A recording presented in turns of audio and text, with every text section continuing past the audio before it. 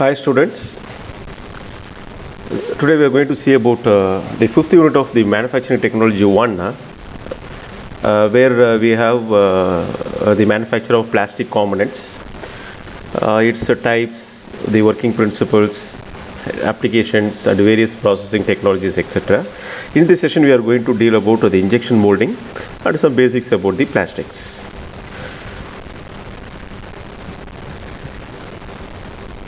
The plastics are classified into two basic types. One is thermoplastics and another one is thermoset plastics.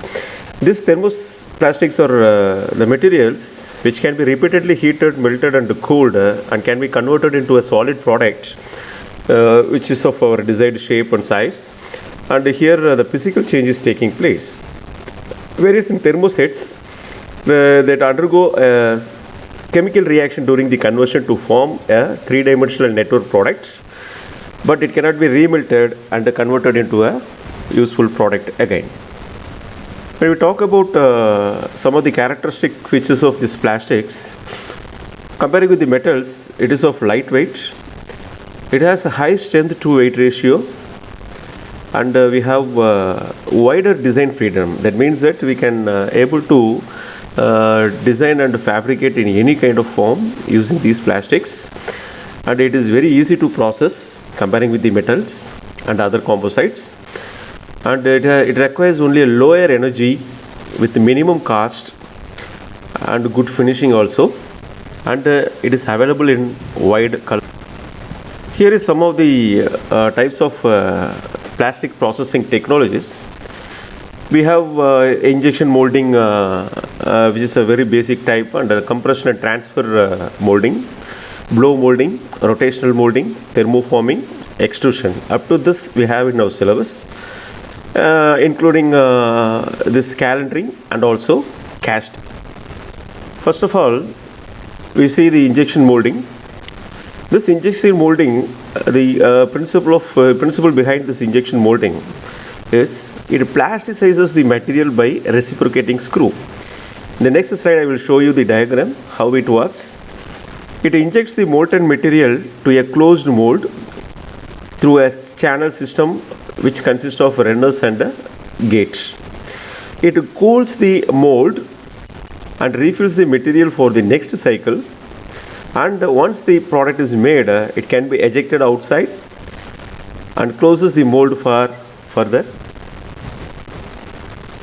This diagram shows the schematic representation of an injection molding machine, where it has three stages. First one is clamping, then we have a mold, then injection. Here in this clamping, we have a clamping unit where we have a rear pattern and a moving pattern, and this is what the cavity which is shown by yellow color, where the material, molten plastic material would be injected, and it can be solidified inside this. Thus it can take the form of this cavity. And here this is a screw which which plays a vital role in this plastic injection molding, where this screw not only plasticizes the molten material, and also it helps to inject the molten material into this cavity. So this can be arranged with some hydraulic arrangement or any other operating system, and this screw will have a unique unique feature, where it is subject to both the plasticize, and also it has to inject the molten plastic into this cavity. So we have a barrel and a hopper. This screw is present inside a barrel, and this hopper is used to add these materials, plastic materials and the raw materials, and it is connected with the heater bands, so that these plastic materials, raw materials which are put into this hopper. Let us see how this injection molding works. First is this plasticizing the resin. See, this resin, or we can call it as the raw material for the plastics, it is put into the hopper, which is fitted into this barrel, and we have a screw arrangement which is far from this making a wide space in between this mold, in between this screw and also this cavity.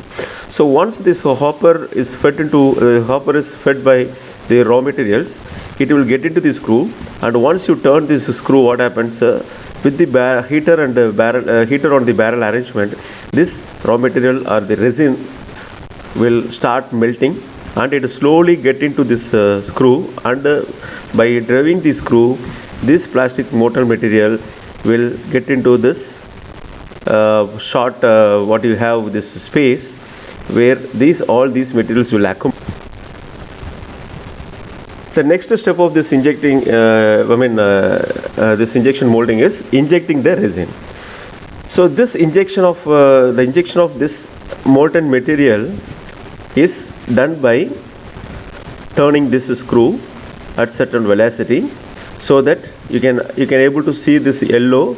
See, in the previous slide, this cavity is empty, whereas after driving the screw, what happens, this molten material enters into this cavity and forms the shape, and forms into the shape of what this cavity is. So this is what this is the third part where the cooling takes place. So once the molten material or molten plastic material is molten resin is injected into this cavity, it is allowed to cool for some time so that it solidifies, and once the product is made and gets solidified, it can be ejected. So that we had a two pattern, so movable pattern and also a fixed pattern.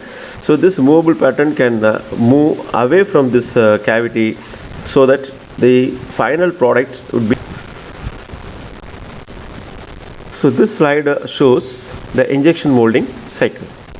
See, we have a clamping, injecting, and we have to hold some pressure so that this molten resin will get into this cavity, and it is arranged by a screw back. And after the completion of cooling, we have a opening of this movable pattern, and here is some of the applications of the injection molding. We have more products which are made from this injection molding process. Some of the examples are the molded chairs. So the plastic chairs what we use in domestic and also industrial purposes, and the computer, TV, radio cabinets, their covers and etc. The washing machine cabinets, that is all the domestic equipments will have these plastics which are made by this injection molding. And we have telephone handsets, the power tool housings. So in power tools we have holders and their housings which are made up of these plastics which are made by the injection molding. And with this I am completing the first part of our